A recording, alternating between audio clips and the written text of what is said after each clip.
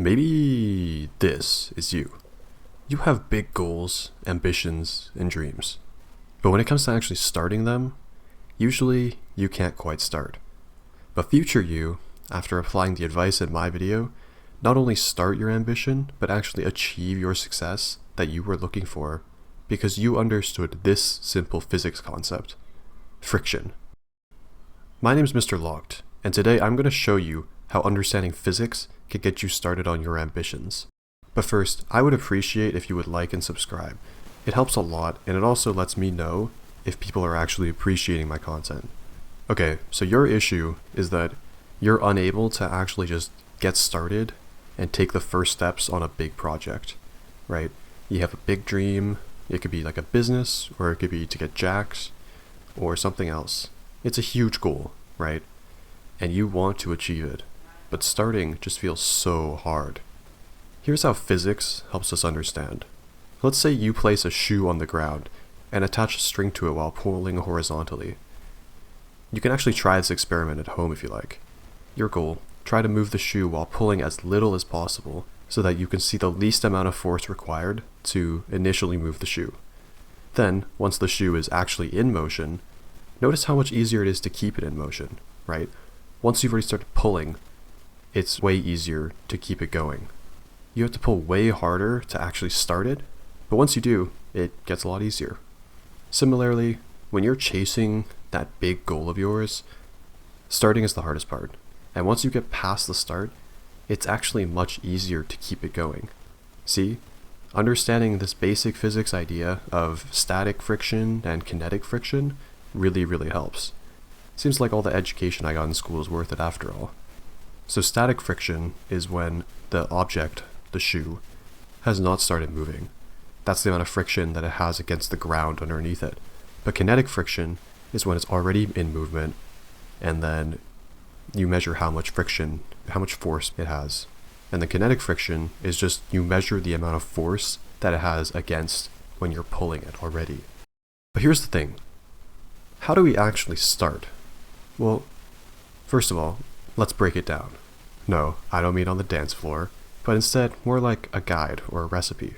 Effectively, what you want to do is progressively get more and more specific about the task that you have to do. Let's say your goal is to run your own startup business. Great. So one important thing is that you have to decide when you want to work, right? Because there's no boss for you. You're the boss, and you have to decide when you're going to do it. Then you have to decide what you'll do specifically and how you'll go about doing that thing. An example would look like this. So on Monday at 8 a.m., I will contact potential clients by making promotional material. Sure. Do you notice how vague that is? Like, sure, it does specify a good time to actually be doing the work. And it does say kind of what you're doing, but I think there's room to be a bit more specific.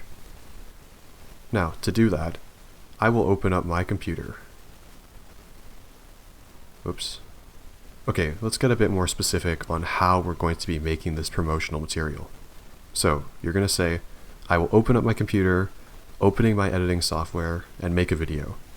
Okay, that's a bit more specific. So now you're getting into littler details about it, right? To make a video, how are you going to do that? Well, you're going to make a script and talk about the importance of the new product. And then to make a script, how are you going to do that? Well, to do that, you have to start by following the outline that you've already made and make it as simple as possible.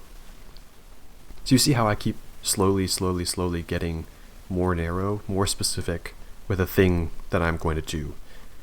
By being specific, it's easier for your brain internally to say, I will follow the outline of the script and fill it in, than to say, I'm going to go make promotional material today.